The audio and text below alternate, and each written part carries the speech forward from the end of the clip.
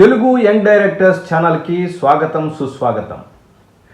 Film making step by step అనేటువంటి భాగంలో మనం ఇంతకుముందు ఎపిసోడ్లో ఆర్టిస్ట్ సెలక్షన్, దానిలో ప్రొఫెషనల్ ఆర్టిస్టులు వాళ్ళు ఎన్ని రకాలు ఉంటారు, తర్వాత అమెచ్యూర్ ఆర్టిస్టులు వాళ్ళల్లో ఉండేటువంటి వెరైటీలు ఏంటి అనే విషయాన్ని నేను డీటెయిల్గా మీకు ఎక్స్ప్లెయిన్ చేశాను. ఒకవేళ మీరు ఆ ఎపిసోడ్ కనుక చూడకపోతే ఈ ఎపిసోడ్ ముందు ఆ ఎపిసోడ్ చూడటానికి ప్రయత్నించండి.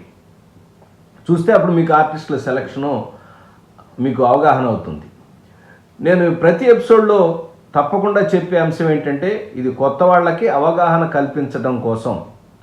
ఆర్టిస్ట్ని ఎలా సెలెక్ట్ చేసుకోవాలి, వాళ్ళ నెంబర్లు ఎక్కడ దొరుకుతాయి, వాళ్ళ డీటెయిల్స్ ఏంటి ఇవ్వటం కోసం అయితే కాదు. అది యూట్యూబ్ ఒప్పుకొని కూడా ఒప్పుకోదు నెంబర్లు ఇవ్వడానికి. కాబట్టి ఈ ఆర్టిస్టుల యొక్క ఇన్ఫర్మేషన్ తెలుసుకోవాలంటే మీరు ఏ ప్రొడక్షన్ అయితే చేస్తున్నారో ఆ ప్రొడక్షన్ సంబంధించిన ప్రొడక్షన్ మేనేజర్ కానీ, లేదా సీనియర్ డైరెక్షన్ డిపార్ట్మెంట్ కానీ, ప్రొడ్యూసర్ కానీ, ఎవరైనా తెలిసిన వాళ్ళు సినిమా ఇండస్ట్రీ పనిచేసిన వాళ్ళ దగ్గర ఆ నెంబర్లు ఉంటాయి.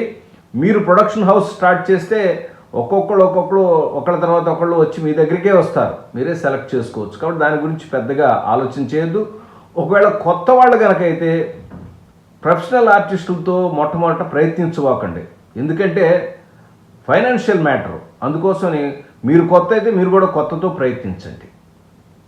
ఎవరికైనా ఒకటే చెప్తాను, స్క్రిప్ట్ బాగా రాసుకోండి, ఆర్టిస్టుల లిస్ట్ రాసుకోండి, తర్వాత మీ క్యారెక్టర్లకి తగ్గ ఆర్టిస్టులను వెతికి పట్టుకొని వాళ్ళని ట్రైనప్ చేసి వెళ్ళండి.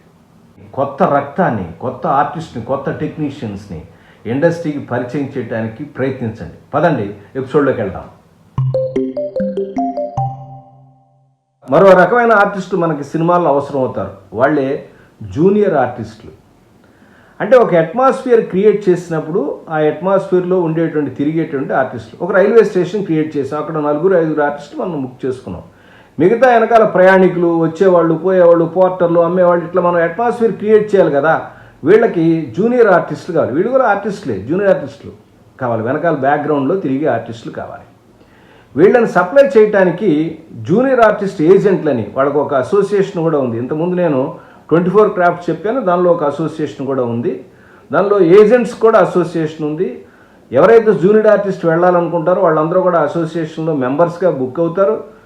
కొన్ని సందర్భాల్లో ఇంకా ఎక్కువ నెంబర్స్ కావాలంటే కొత్త వాళ్ళని కూడా తీసుకెళ్తారు. రోజువారీ కూలీ కింద తీసుకెళ్తూ ఉంటారు. కూలీ అని నేను అనకూడదు, రెమ్యునరేషన్ కింద తీసుకెళ్తారని నేను చెప్పొచ్చు పాలిష్డ్గా. ఇలా జూనియర్ ఆర్టిస్టులు అట్మాస్ఫియర్లో ఉండే ఆర్టిస్టులు. వీళ్ళల్లో 2 రకాలు ఉంటాయి. ఒకటి అట్మాస్ఫియర్లు తిరుగుతారు, ఒక డైలాగ్ ఆర్టిస్టులు అంటారు. అంటే ఒకటి లేదా ఎస్ సార్, అవును మా ఊరే సార్, అవును సార్ నేనే అని ఇట్లా ఏదో చిన్న 1-2 డైలాగులు ఉంటాయి. వీటిని డైలాగ్ ఆర్టిస్టులు అంటారు. లేదా 4-5 డైలాగులు చిన్న సీన్స్ ఉంటాయి. ఈ డైలాగ్ ఆర్టిస్ట్ అంటారు. వీళ్ళు కంపెనీ నుంచి, అంటే ఎవరైతే అసోసియేషన్ ఉందో వాళ్ళ నుంచి కూడా వస్తారు. సో ప్రతి సినిమాకి కూడా మనం అట్మాస్ఫియర్ క్రియేట్ చేయాలంటే ఈ జూనియర్ ఆర్టిస్టులు చాలా ఇంపార్టెంట్. వీళ్ళని బుక్ చేసుకోవాలంటే మనం పోగేయడం చాలా కష్టం. ఎక్కడైనా మీరు రిమోట్ విలేజ్లో షూట్ చేస్తుంటే ఆ విలేజెస్ ఎవరైనా చుట్టుపక్కల ఉన్నాడు మనం మాట్లాడి రోజుకింతని మనం మాట్లాడుకుని అడ్జస్ట్ చేసే ప్రొడక్షన్స్ హౌసెస్ ఉన్నాయి. నేను దాని కాదు, అట్లా మనం చేయొచ్చు. కానీ రెగ్యులర్గా సిటీలో కానీ, లేదా మెడ్రాస్లో కానీ, బాంబేలో కానీ, హైదరాబాద్లో కానీ, మరొక చోట ఫిలిం సిటీస్ ఎక్కడున్న ప్రాంతాల్లో చేయాలంటే ఏజెంట్ల ద్వారానే వాళ్ళు వస్తూ ఉంటారు. మనం అట్మాస్ఫియర్ క్రియేట్ చేయాలంటే తప్పకుండా ఉండాలి. వీళ్ళ రెమ్యునరేషన్ రోజుకి ఇంత అని ఉంటుంది. ఆ అసోసియేషన్ బట్టి ఉండే మనం పనిచేసే ఇండస్ట్రీని బట్టి మారుతూ ఉంటుంది. సుమారుగా రోజుకు ఒక 1500 ఉండొచ్చు. 1500 వాళ్ళకి వస్తాయా, ఇవ్వటం లేదు సార్, రావటం లేదు సార్ అని అడగద్దు. ఇక్కడ రకరకాల విషయాలు జరుగుతూ ఉంటాయి. అవి నేను ఈ మాధ్యమం ద్వారా చెప్పేది కాదు. ఇక్కడ వస్తే మీకు అనుభవం అవుతుంది. సో ఏజెంట్ ద్వారా వస్తే ఒకటి, డైరెక్ట్గా వస్తే రకరకాల దానిలోకి నేను వెళ్ళదలుచుకోలేదు. ఇలా ఉంటారు. మనం కావాలంటే వాళ్ళని మనం ఏజెంట్స్ పిలిస్తే మనం బుక్ చేసుకోవచ్చు అని చెప్తాను నేను. వాళ్ళకి ట్రాన్స్పోర్టు, తర్వాత ఫుడ్డు, కాఫీ, టీ, భోజనం, మళ్ళీ వెళ్ళేందుకు కావాల్సినవి ఇవన్నీ కూడా మనం ఏర్పాటు చేయవలసి ఉంది. ఎవరైతే ప్రొడ్యూసర్ ఉంటారో వాళ్ళే ఏర్పాటు చేయవలసి ఉంటుంది. ఇది జూనియర్ ఆర్టిస్టులు కానీ లేదా బ్యాక్గ్రౌండ్ ఆర్టిస్టుల గురించినటువంటి సమాచారం. నేను ఈ ఆర్టిస్టుల యొక్క గ్రూప్స్ కాకుండా మరొక వర్గాన్ని మీకు తెలియచేశాను. అదేంటి అంటే టెలివిజన్ ఆర్టిస్టులు అన్నాను. సో వీళ్ళు ఆర్టిస్టులే కదా సార్, తెల్లవారులు వీళ్ళు కూడా స్టార్సే కదా సార్, మనకి టీవీ పెడితే కనపడుతూ ఉంటారు కదా.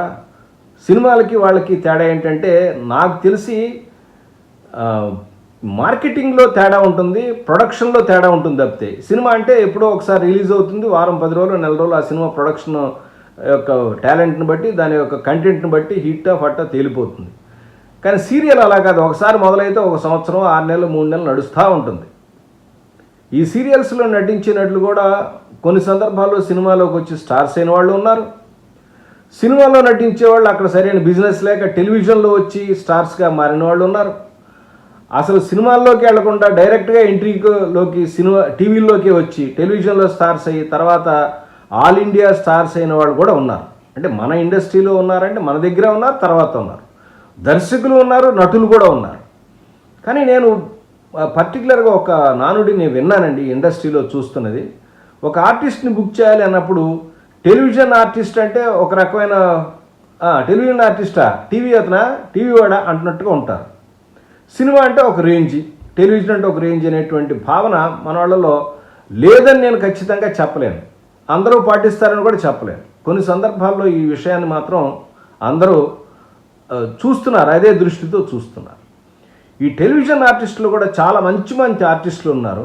మీ క్యారెక్టర్స్ కనుక సరిపోతే వాళ్ళని ఆ క్యారెక్టర్లోకి మలుచుకుని కొత్తగా ప్రజెంట్ చేస్తే వాళ్ళు మళ్ళీ సినిమాల్లోకి వచ్చి స్టార్స్ అయిపోయిన సందర్భాలు కూడా చాలా ఉన్నాయి.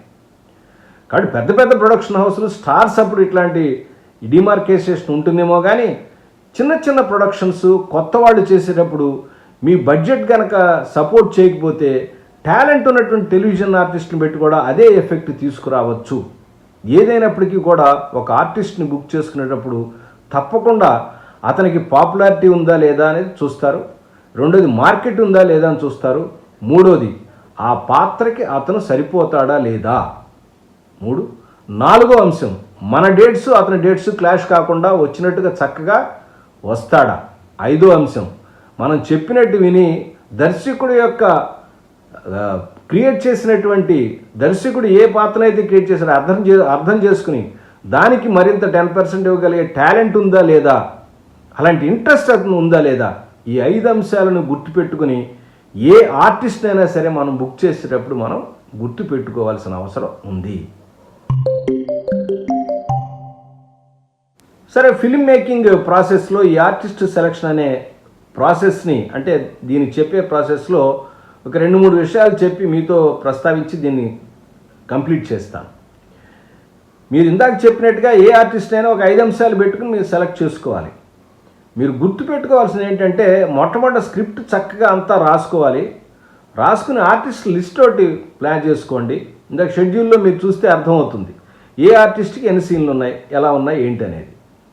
సో మెయిన్ క్యారెక్టర్లకి ఎవరెవరు పనికొస్తారు. మీ బడ్జెట్ చేస్తే స్టారు, మీ కథ బాగుంటే ఒకవేళ పెద్ద స్టార్ అవ్వచ్చు, లేదా కొత్త వాళ్ళతో కూడా ఒక్కోసారి స్టార్స్ చేసే కథ ఉండదు. అది ఆ పాత్ర కొత్త వాళ్ళు అయితేనే బాగుంటుంది, లేదా 1-2 సినిమాల్లో చేసిన వాళ్ళు అయితే బాగుంటుంది. అలాంటి వాళ్ళనే తీసుకోవాలి.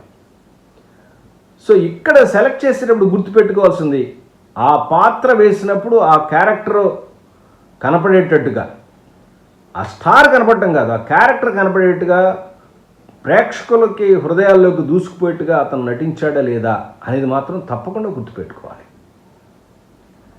దీనికి ఒకటే మార్గం, ఎవరైనా సరే ఆర్టిస్ట్ పిలిచినప్పుడు అతను మేకప్ టెస్ట్ వేసి, అంటే ఏ కాస్ట్యూమో లైట్గా మేకప్ వేసి డైలాగులు ఇచ్చి షూట్ చేసుకోవాలి. ఇప్పుడు మనకి సెల్ ఫోన్లు వచ్చాయి, చిన్న కెమెరాలు బోర్డులు వచ్చాయి. ఇదివరకంటే కష్టం, కానీ ఇప్పుడు ఈజీ మేకప్ టెస్ట్ చేసుకోవటం, చేసుకుని చూసుకొని చెప్పటం. తర్వాత ప్రొఫెషనల్ అయితే మనం చెప్పక్కల మేకప్ టెస్ట్తో మనం చెప్తాం, డేట్స్ మనం మాట్లాడుకుంటాం, రేటు మాట్లాడుకుంటాం, వెళ్ళిపోతారు ఆయన ఆ పద్ధతికి. కొత్త వాళ్ళు అయితే మాత్రం తప్పకుండా ఒక వారం 10 రోజుల పాటు రిహార్సల్స్ తప్పకుండా చేయాలి. మన సీన్స్ రిహార్సల్ చేసుకోవటం, మన క్యారెక్టర్ మీద రిహార్సల్ చేయటం, డైలాగ్స్ రిహార్సల్ చేసుకోవటం తప్పకుండా చేయాలి. డాన్స్ మాస్టర్ వచ్చి డాన్స్ ఎంత రిహార్సల్ చేస్తాడో కొత్త వాళ్ళతో చేసేటప్పుడు, కొత్త డైరెక్టర్ చేసేటప్పుడు, పర్టికులర్గా కొత్త హీరోయిన్లు క్యారెక్టర్ ఆర్టిస్టులు కొత్త వాళ్ళు ఉన్నప్పుడు వాళ్ళతో ముందుగా ప్రాపర్ ఎక్సర్సైజ్ చేసుకోవాలి. ఇదివరకంటే ఫిలిం వాడారు కాబట్టి చాలా వేస్ట్ అయ్యేది, బోల్డ్ డబ్బులు వేస్ట్ అయ్యేది. ఇప్పుడు డిజిటల్ కెమెరాస్ వాడుతున్నారు కదా, ఇప్పుడేం వేస్ట్ కాదు అనుకోవకండి. ఇప్పుడు టైం వేస్ట్ అవుతుంది. మీ ఆర్టిస్ట్ సరిగ్గా చెప్పకపోతే పెర్ఫార్మెన్స్ చేస్తే మిగతా వాళ్ళ టైం అంతా వేస్ట్ అవుతుంది. రోజుకి 3 సీన్లు చేద్దాం అనుకోండి, 1 సీన్ కూడా తీయలేరు, సాటిస్ఫాక్షన్గా రాదు. అదే మీరు రిహార్సల్ చేస్తున్నారనుకోండి, దానివల్ల ఏమిటంటే అతనిలో లోపం ఏముంటుందో దాన్ని ఎట్లా కరెక్ట్ చేయాలో ముందే మనం చేసుకుని దాన్ని ప్రిపేర్ చేసుకుని సెట్లోకి వెళ్ళగానే పర్ఫెక్ట్ టైం టక చేసుకెళ్ళచ్చు. కాబట్టి కొత్త వాళ్ళతో చేసేటప్పుడు మనకి రిహార్సల్స్ చాలా ఇంపార్టెంట్. రిహార్సల్స్ అన్నాం కదా అని ప్రొఫెషనల్ ఆర్టిస్టులు స్టార్లను బుక్ చేసుకుని ఎవరి రిహార్సల్స్ రండి అంటే రారు. డేట్స్ కూడా క్యాన్సిల్ చేసి వెళ్ళిపోతాయి. ఎవడు రైడు ఏం మాట్లాడుతున్నాడు వాళ్ళకి అంత చెప్పక్కర్లా. మీరు సినిమా రాగానే మేకప్ వేసుకుంటే సెట్లోకి వచ్చి ఇలాంటి పాత్ర అని చెప్తే అర్థం చేసుకుంటారు. ఆ సీన్స్ ఇస్తే వాళ్ళు అర్థం చేసుకెళ్ళిపోతూ ఉంటారు. ఒకవేళ మీరు పాత్ర అంత ఎక్స్ట్రాడినరీ ప్రపంచంలో అలా లేని పాత్రను క్రియేట్ చేస్తే వాళ్ళు కూడా అలా అనుకుంటే మీ యొక్క అభిప్రాయాన్ని గౌరవించి రావడానికి కూడా అవకాశం ఉంది. వచ్చి 4 రోజులు డైలాగులు ప్రాక్టీస్ చేసుకుని ఇంటి దగ్గర అక్కడో ఇక్కడో ఆఫీస్లో ప్రాక్టీస్ చేసుకుని వచ్చే ఆర్టిస్టులు కూడా ఇండస్ట్రీలో ఉన్నారు. కాబట్టి కొత్త వాళ్ళకి నేను చెప్తున్నాను కాబట్టి కొత్త వాళ్ళతో చేస్తున్నారంటే మాత్రం ఆర్టిస్టులతో రిహార్సల్స్ చేసుకోవడం చాలా ఇంపార్టెంట్. ఒక్క విషయం మాత్రం చెప్పి నేను ముగిస్తాను. ఎవరైనా సరే పాత వాళ్ళంటే డబ్బులు లేకుండా చేయరు. మీ మీద అభిమానం ఉంటే ఫ్రీగా చేస్తారేమో అది నాకు తెలియదు కానివ్వండి. కొత్త వాళ్ళైతే మాత్రం దయచేసి ఎంతో కొంత రెమ్యూనరేషన్ ఇచ్చి పని చేయటం మొదటి రోజు నుంచి అలవాటు చేసుకోండి. ఫ్రీగా వస్తున్నారు కదా అని వాడేసుకోవద్దు. ఇవాళ మీరు వాడుకుంటే గాడ్ మిమ్మల్ని ఇంకో రోజున ఇంకో చోట వాడుకుంటారు.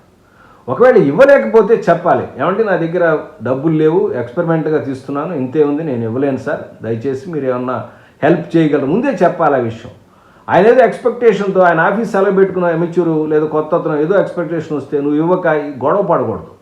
ఏదైనా సరే ముందే మాట్లాడుకోవాలి. సార్ మీరు ఇన్ని రోజులు పని చేస్తున్నారు, ఇంత టైం ఉంటుంది, ఇంత జరుగుతుంది, మా ప్రొడక్షన్ ఇది, మేము ఎట్లా వెళ్తున్నాం, లేదా మా ప్రొడక్షన్ అయిన తర్వాత ఇస్తాం, లేదా ఇంత అవుతాం, లేదా ఇస్తాం, నేను అసలు ఇవ్వలేను సార్, మేము ఓన్లీ ట్రాన్స్పోర్ట్, మీకు కావాల్సినటువంటి కాస్ట్యూమ్స్ అన్నీ ఏం కావాలో ప్రొవైడ్ చేస్తాం సార్. ఇలా ముందే ఇన్ఫర్మేషన్ చెప్పి మనం మాట్లాడుకోవాలి. ప్రొఫెషనల్ ఆర్టిస్టులు అయితే ఇలా మాట్లాడితే ఒప్పుకోరు, డేట్స్ కూడా ఇవ్వరు. కాబట్టి వాళ్ళు అడిగినటువంటి డిమాండ్స్ ఏవైతే ఉంటే అన్నింటినీ పూర్తి చేసినప్పుడే మీకు డేట్స్ ఇస్తారు.